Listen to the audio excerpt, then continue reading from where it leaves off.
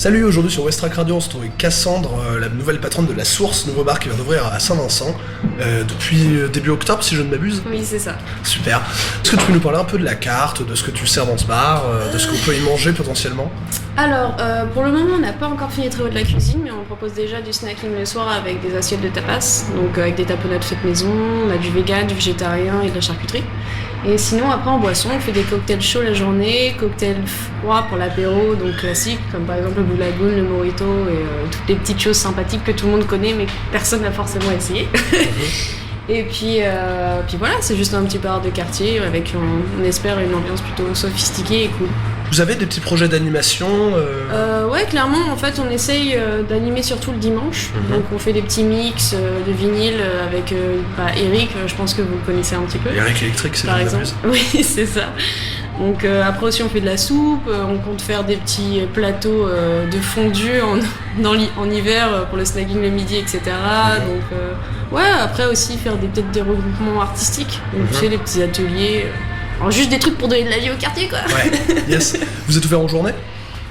Oui, on est ouvert à partir de 8h30, 9h le matin et on ferme, je dirais, vers 23h minuit tous les soirs, à part le lundi. Donc on peut venir prendre son café?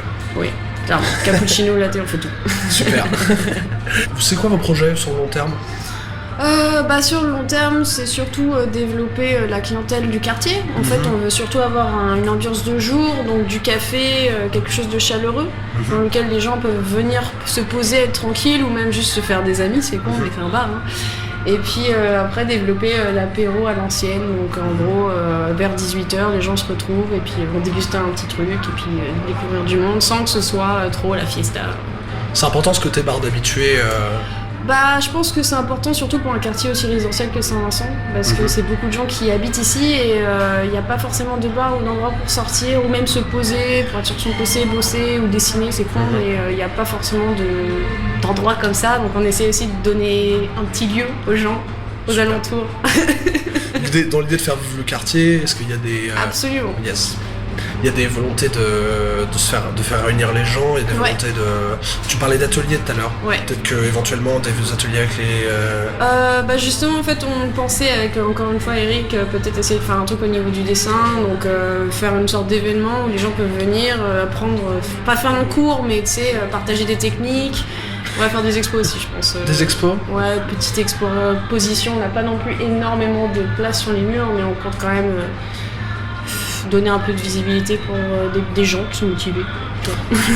Et c'est quoi à peu près la régularité des événements que vous voulez organiser? Alors, les mix, c'est minimum un par mois.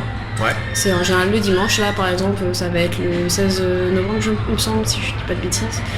Et à peu près faire un au moins différent de chaque par mois. Ça va être intéressant, surtout dans un mois t'as quand même 4 dimanches, donc t'as l'opportunité de faire 4 trucs différents, et puis même en semaine après, faire peut-être aussi des petits marchés, enfin tu sais, des vide dressing, des petites brocantes, parce que ma mère est à mort dans la brocante, et elle adore les vide-greniers, etc. Et elle a beaucoup d'amis qui traînent là-dedans, donc peut-être faire aussi des étalages où les gens peuvent venir et puis broder un petit peu, trouver des fringues, des vinyles, des trucs comme ça. Eh ben c'est super, merci. Merci Cassandre d'avoir répondu à nos questions pour Westrack Radio, et puis on se dit à une prochaine fois et très vite à La Source. Ça marche, merci beaucoup.